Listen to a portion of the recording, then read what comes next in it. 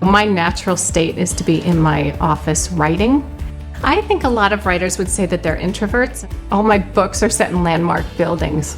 And I love all these layers of stories that are in these buildings over the years. So what was it like in the 1880s?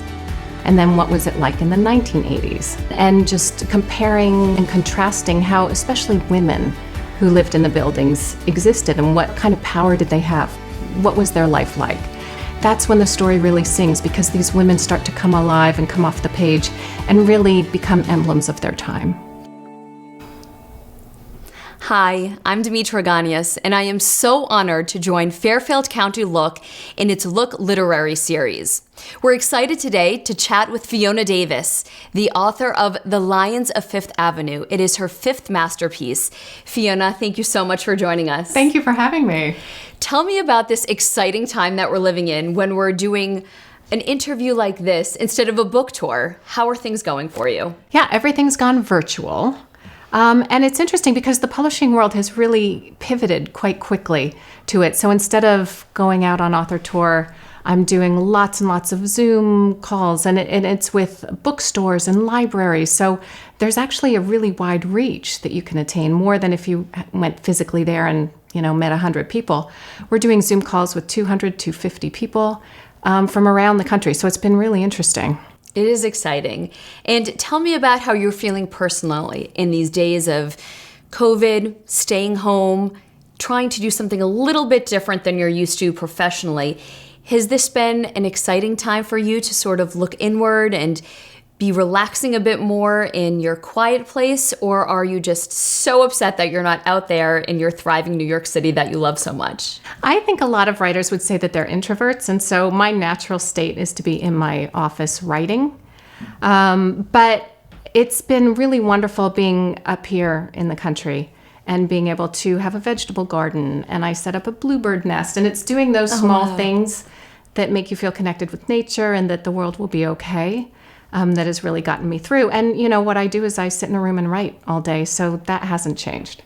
I'm sure all of the genius is just flowing these days with the opportunity around you. Fingers crossed. And tell me about the Lions of Fifth Avenue. It is such a beautiful, iconic image to think of those lions on Fifth Avenue. And generations have walked by and gotten inspiration there. Tell me about how the building became such a critical character in your book. It's almost like a living, breathing protagonist. Oh, thank you. Yeah, that's what I was hoping to achieve. So the building is just fascinating about its construction and, what it means to the city of New York.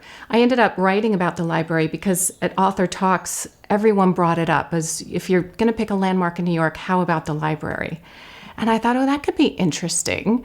And I started doing some research, and I learned that when it was built, they included a 7-room apartment in the library for the superintendent and his family to live in. And once I realized that a family actually lived in the library, I thought, this is perfect, and took the idea and ran with it. That's got to be some of the best real estate on the island. Yes. Well, right now it's offices and storage, unfortunately. It was the superintendent's apartment for about 30 years. And he lived there with his wife and 3 kids. His daughter was born in the library. Wow. So we're talking starting in 1911. And the kids used to play baseball in the reading room using books as bases until they got caught and got in trouble. That's amazing. Yeah. That's really the beautiful part of some of the research that goes into these projects. I know that in each of your works, the history of a place has really been revealed to an audience that never knew so much about it. How do you feel about being the one to introduce even New Yorkers to another part of New York? I love it. All my books are set in landmark buildings. And so they really do become a kind of character in the book. And I love all these layers of stories that are in these buildings over the years. So what was it like in the 1880s? And then what was it like in the 1980s?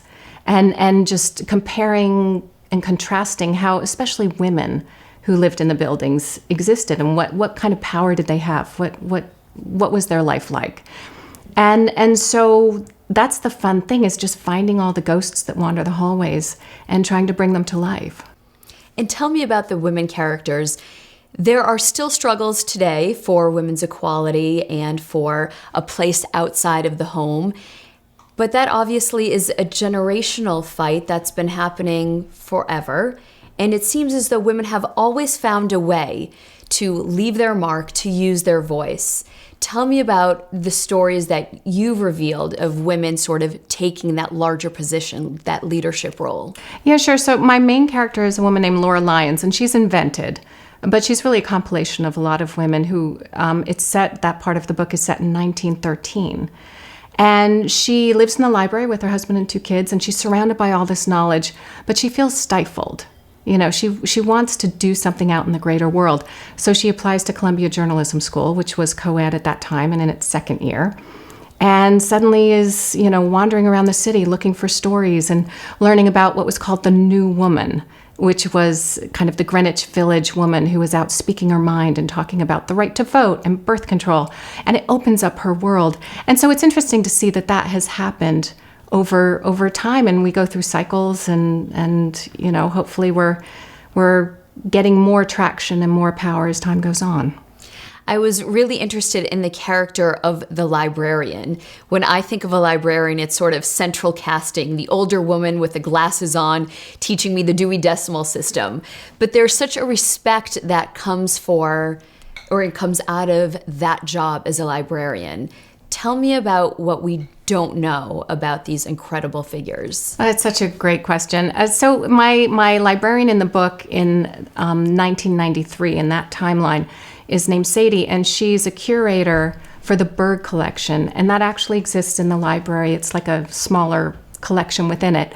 And it's 400 authors, manuscripts, letters, books, diaries, and they're all saved, and they're very carefully preserved, so that you can go back and see these generations of authors and how Walt Whitman created a poem, what he scratched out, the tears, did that signify frustration, the words that were changed, the coffee stains on this document that he wouldn't know would be worth tens of thousands of dollars one day. And so for me, the important thing about librarians and libraries is that they're safekeeping these artifacts of the past.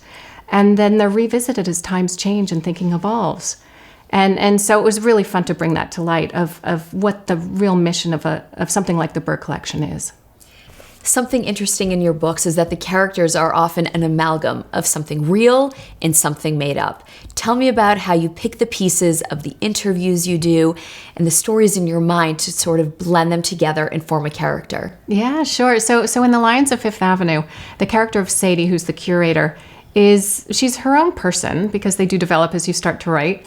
But I interviewed an amazing librarian named Jean Ashton, who was in charge of a library that had some amazing, frightening thefts going on in the 1990s that I modeled the book theft in my book about. And she was incredible at giving me really great details about what it was like to go through being in a library and being in charge when $1.8 million of items had been stolen over the course of 3 months. And so I could really get a really first-person account of what that felt like. And then also in the book, there's a character who is a doctor who works in kind of the public down in the tenements in the 1910s, and that's based on a real woman named S. Josephine Baker, who was a pioneer in the field of public health and really saved so many lives. So again, that was looking at her biography and just being so inspired, and then creating a character who fit into my plot to work with. Tell me about interweaving characters from different times seamlessly, chapter by chapter, bouncing back and forth between these two worlds, yet creating one story. Why is that such a special formula for you? I've always loved reading books like that, and so I was drawn to it when I started to write. And so in this timeline, you have Laura in 1913, you have Sadie in 1993, and the story goes back and forth in time with kind of a mystery that propels the story forward, because I love a good page turner. And it's tricky because you're comparing and contrasting different times, and you want to make sure you have the details right in each period. And as I go back and forth and figure out the plot, there are days that my mind is just spinning and I have to go and eat a lot of cheese, because that always helps. So it's tough, but once I've figured that plot out and kind of woven them together, that's when the story really sings, because these women start to come alive and come off the page and really become emblems of their time. So walk me through the idea of secrets coming forward. What is it that you do in your research that really brings things to light for you? I know that it's not a simple process to go back and say, what was this time really like? From what they ate to what they wore to what they said. What is that process for you that really brings all of the details to life? Yeah, it's a lot of interviewing people who are experts in whatever subject I'm looking into, whatever time period, reading a lot of biographies from that time period. And so I can understand of what it was like to live then. And then pulling up almost like a vacuum cleaner, sucking up the details, the really small ones, like what they were eating, what was on the menu of the restaurant, what did they wear, how would that have felt to wear that? And then hopefully the characters inhabit their roles. And tell me about this idea that you have more books in the works because you're playing on this formula that so beautifully uses your voice to tell a story. You have more coming up. Give us a little taste of this process. Yeah, sure. So each book is set in a landmark building, either the Dakota, Grand Central Terminal, the Chelsea Hotel, and now the Lions of Fifth Avenue and the Library. And it's just so much fun because I really find the building and then create this framework around it. And using live interviews from people who live there or who work there. And it's just so much fun. And every time I finish a book, I look around and I think, okay, what building's next? And there's so many in New York and it's constantly changing. And so it's just the perfect place to set a book in a building. I love that the Lions are a landmark like any other where people pose, whether they live in New York and they're passing by, they might take a picture, or tourists will stop by. And recently we've seen these memes with the Lions wearing masks. Yes. How very chic of them to be part of this era that we're in. They're wonderful. The library posted some photos and they got so much traction. And apparently the masks are, I think, 4 feet wide. Or something, and they're just wonderful. That's a big smile. It's great, and I think it sends such a great message to New York, which has survived so much and is doing well right now, and to just keep up the fight, and that we'll all get through this together. We absolutely will. Fiona, what a pleasure. Thank you so much for sharing your thoughts. Thank you.